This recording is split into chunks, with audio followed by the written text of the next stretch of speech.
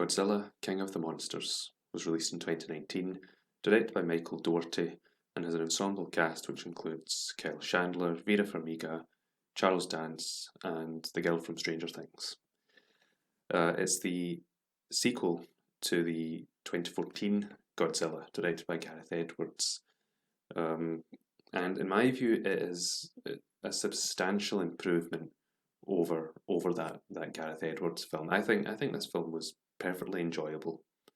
Um, it's a film that I really liked seeing at the cinema. I thought it had a lot of spectacle to it, and really it was everything that I wanted to see from this kind of film. Um, so a bit of history. There was the American Godzilla film released in 1998, the Roland Emmerich film, which I have to confess is possibly my most controversial movie opinion. I actually really quite like that film. I liked it when I was very young. I still watch it to this day, and I still think it's good. However, I've yet to meet another human being that shares this opinion, so I'm quite happy to keep that under wraps for just now. I'll potentially do a review of it one day where I explore why I think it's good, but yeah, that film is one that I quite like. The 2014 Godzilla revived the series, starred Bryan Cranston for 5 minutes and starred Godzilla for 5 minutes.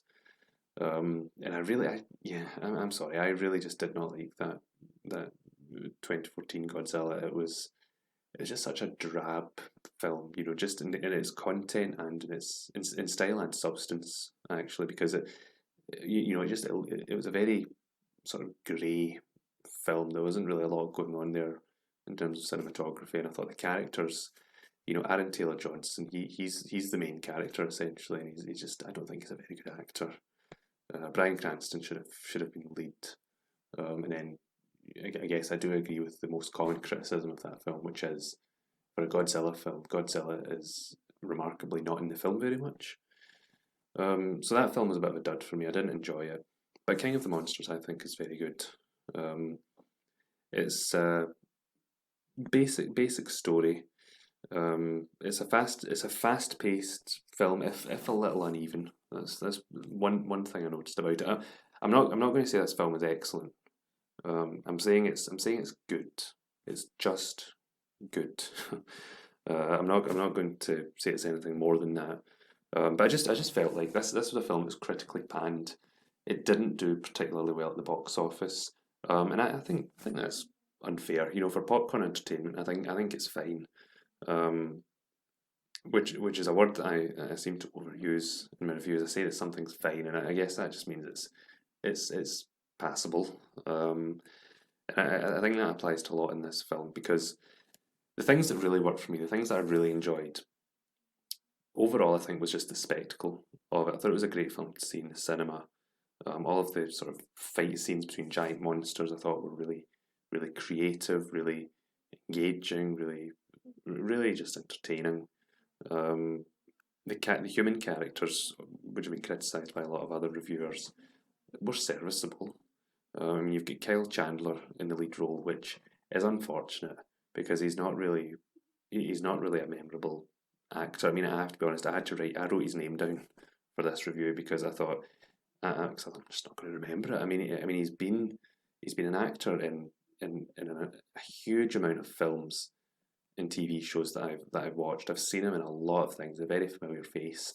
Just can't remember his name. He's solid enough, but yeah, he's not who you want as a leading man. A lot of actors that I like, Charles Dance is in the film. Um, Vera Farmiga, who is a great record in horror films these days. She's been in a lot of stuff. She's always a really really class actress. I had a problem with her character though, because I know, okay, this is where I realise that my positive view of the film starts to wither slightly.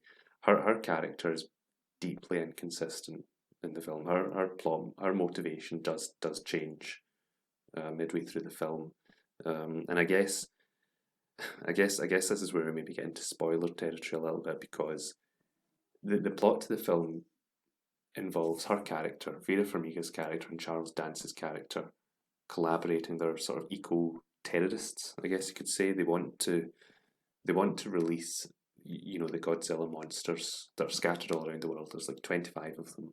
They want to release them so that they essentially kill half of humanity and sort of restore balance to the population and stop global warming, I guess. Which is a plot that is, I think, quite tired at this stage. This is a plot that has shown up in many, many Hollywood films over the past 10 years. I sat down and had a think. I wrote a list.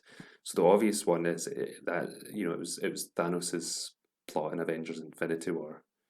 It was in the first Kingsman movie, Inferno, based on the Dan Brown book, and also X-Men Apocalypse. All of these films have this idea that humanity is the virus, and some method of like culling the population is the cure.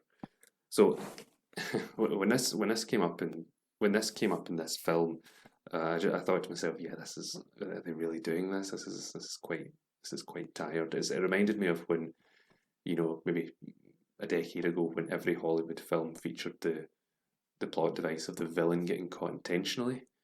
It seems to me we're having a deluge of films and TV series as well that seem to be in love with the idea of the population being culled to save the planet, to stop global warming, whatever it is. So that part of the film didn't really work for me, and I think also the fact that Vera Farmiga, her character's motivation kind of changes in throughout the film. I didn't think it was very consistent. Um, but overall, I understand that the characters aren't the most important thing, and I thought they were serviceable. I liked the characters in this more than I did the previous film. Uh, the previous film, the only good thing really was Bryan Cranston. Every other character was disposable. But in this, I think they're likable. Even if it does get a bit expository towards the end, even if you do get some really really awful like one-liners happening quite a lot. It's almost like some of the human characters are just exist to narrate what we're seeing. But I don't want to dwell on that too much. I mean, for me, I think what works best about this film is just the spectacle of it. That's what I enjoyed the most. I thought it was a very creative film, and I thought the character motivations were fine. It was only really Vera Farmiga that stands out as being a bit inconsistent. I thought you get Kyle Chandler. He's got his family troubles, and it's fine. It works. It worked for me. Pacing, yeah, the pacing was a bit dodgy in parts, but it was fine. I didn't think it felt overly long or anything. I think it is just parts of the film do kind of drag out a little. They don't really match the fast paced nature of some of the other scenes. And yeah, I thought it was a creative, sort of borderline intelligent film, and I say borderline intelligent because they do. There's attempts at themes in the film that they try. They do with the cinematography and what have you. Obviously, they try and make they inject like religious themes into the film. The big three-headed sort of snake monster is the devil. Compared with like the red dragon, Blake paintings and what have you. And there's also like what I thought when I was watching the film, I thought were quite clever, like global warming metaphors, in the sense that the monster Zero, when it's released, is like essentially what a big metaphor for global warming itself. When the monster's like traveling around, it carries with it like a massive, like a hurricane, essentially. There's lightning and tornadoes, and as it's going around, it's like leveling cities with floods and everything. And I thought that stuff was fine. It makes the film. I mean, it's simplistic themes, but it's at least trying to elevate the film slightly.